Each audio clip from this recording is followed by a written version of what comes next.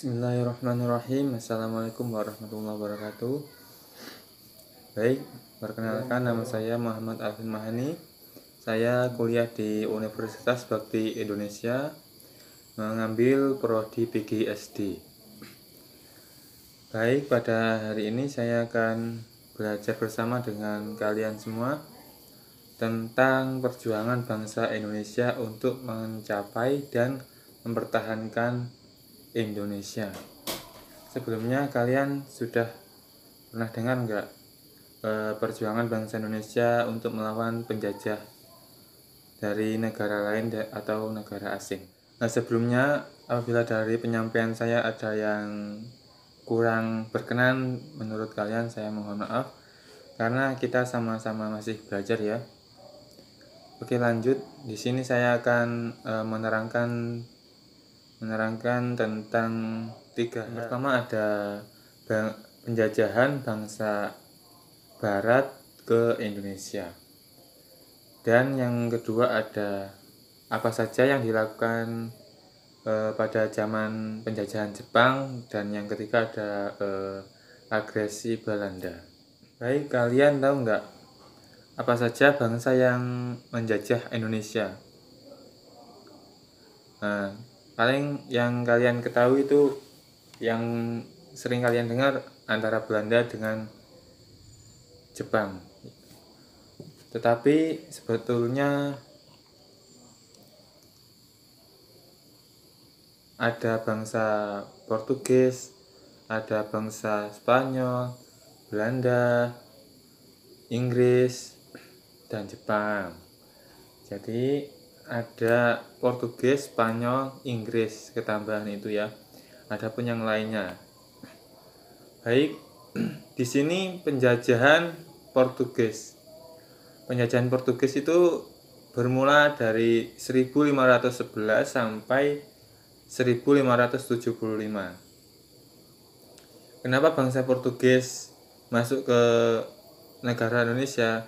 Yaitu karena negara Indonesia banyak akan rempah-rempahnya, sumber minyaknya yang bisa dijual lagi ke negaranya sendiri. Kemudian bangsa Spanyol masuk pada tahun 1522 sampai 1529. Jadi bangsa Spanyol dengan bangsa Portugis itu hampir bersamaan masuknya. Tetapi antara bangsa Portugis sama Spanyol itu lebih lama bangsa Portugis.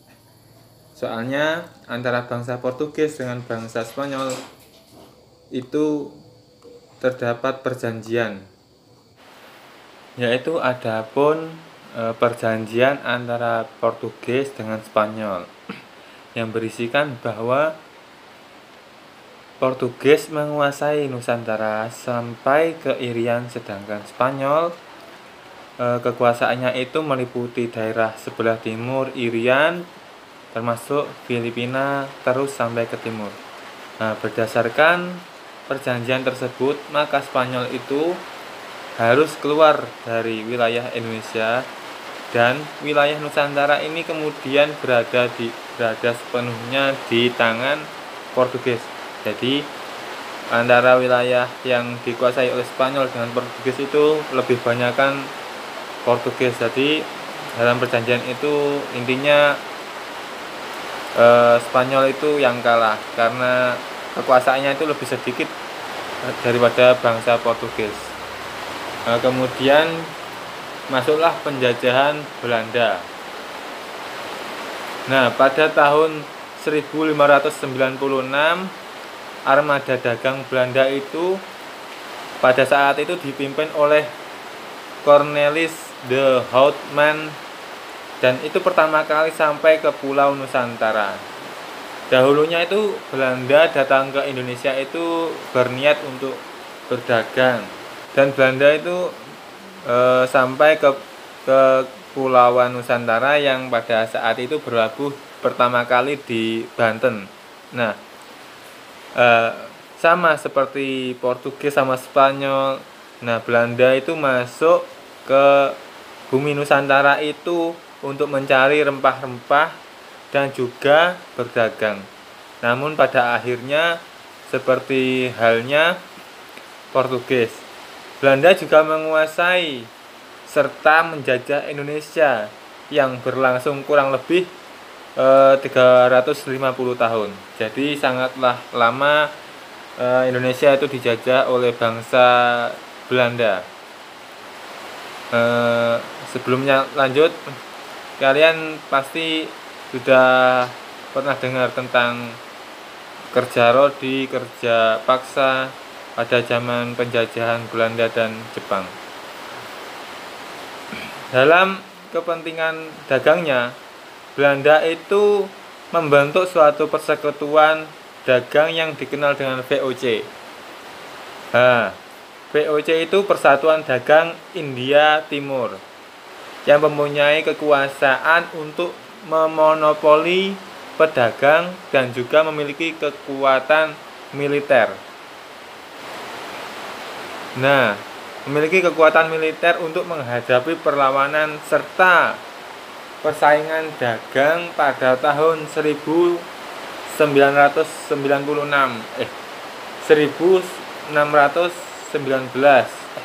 terjadi perselisihan antara Pangeran Jayakarta dari Banten dengan Belanda. Pada saat itu Jayakarta dibakar serta yang kemudian dibangunlah sebuah kota di atas puing-puing kota Jayakarta yang dinamakan dengan Batavia. Pada saat Belanda menerapkan politik penjajahan, muncullah pahlawan-pahlawan bangsa yang berusaha membebaskan diri dari penjajah. Siapa sajakah pahlawannya? Yaitu seperti Pangeran Diponegoro, Patimura, Imam Bonjol, Antasari, Sisingamangaraja, dan yang lain-lain. Banyak sekali pahlawan Indonesia dan tidak luput dari perjuangan santri Indonesia yang dipimpin oleh para kiai, para ulama, para tokoh agama. Oke, lanjut ya. Penjajahan Inggris. Jadi penjajahan Inggris itu masuk ke Indonesia pada tahun 1811. Armada Inggris yang dipimpin oleh Letnan Gubernur Thomas Stamford Raffles menyerang Hindia Belanda dan menaklukkan Batavia. Pada saat itulah kekuasaan Indonesia jatuh ke tangan Inggris. Penjajahan ini tidak berlangsung lama, hanya 6 tahun. Hal ini dikarenakan adanya perjanjian Convention of London yang isinya menentukan daerah kekuasaan Belanda yang dikuasai oleh Inggris harus dikembalikan ke Belanda lagi. Peristiwa ini berkaitan dengan kalahnya Napoleon Bonaparte dalam pertempuran di Leipzig, yang kemudian pada saat itu pemimpin Inggris yakni Letnan Gubernur John Vendale harus menyerahkan kekuasaannya kembali ke Belanda. Jadi Belanda itu menjajah Indonesia itu nggak hanya 1 kali, tapi malah 2 kali. Penjajahan Belanda yang kedua itu pada tahun 1816 sampai 1942.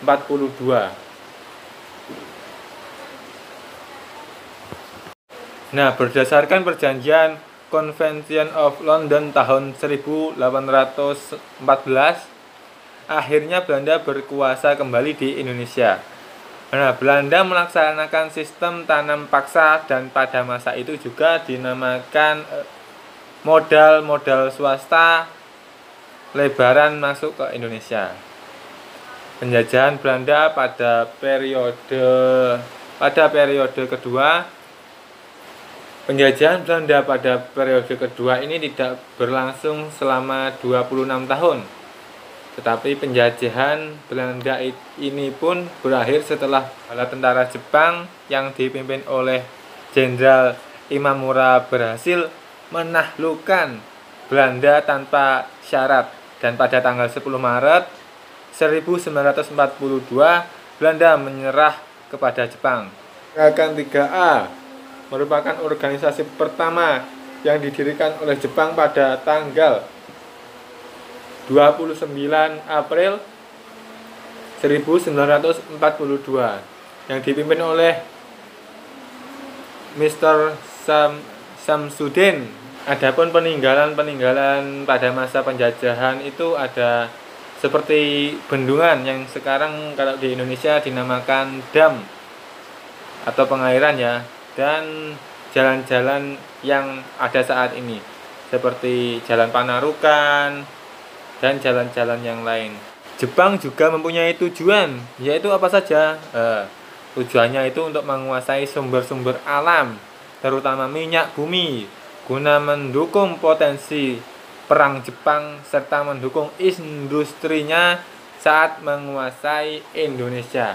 Memperkuat keyakinan Indonesia bahwa Jepang berada di pihaknya, dan organisasi-organisasi tersebut antara lain Gerakan 3A merupakan organisasi pertama yang didirikan oleh Jepang pada tanggal 29 April 1942 yang dipimpin oleh Mr.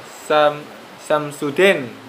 Lalu ada Majelis Islam A'la Indonesia atau Majelis Syura Muslimin Indonesia, dibentuk pada tanggal 22 November 1993 di bawah kepemimpinan Kyai Haji Hasyim Asy'ari yang menjadi organisasi Islam yang didirikan oleh Jepang, yang saat ini dikenal sebagai pendiri Nahdlatul Ulama. Setelah ada putra pada masa penjajahan Jepang itu ternyata tidak berlangsung lama, hanya 3,5 tahun, tapi cukup menggoreskan, mempunyai kenangan bagi bangsa Indonesia. Agresi militer. Kemudian kita masuk ke materi yang ketiga, yaitu agresi militer Belanda 1. Dan operasi militer yang digencarkan Belanda di Pulau Jawa dan Sumatera pada tanggal 21 Juli sampai 5 Agustus 1947. Itu kronologinya serangan agresi militer Belanda. 1. Sebab agresi militer Belanda 1 adalah kekalahan Belanda dalam peperangan. Belanda datang dengan bendera baru, bukan lagi VOC, melainkan NICA, atau Pemerintahan Sipil Hindia Belanda.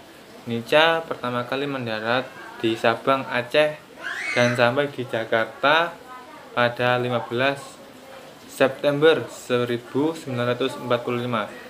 Tentara NICA dipimpin oleh Letnan Gubernur Jenderal Hubertus van Mock.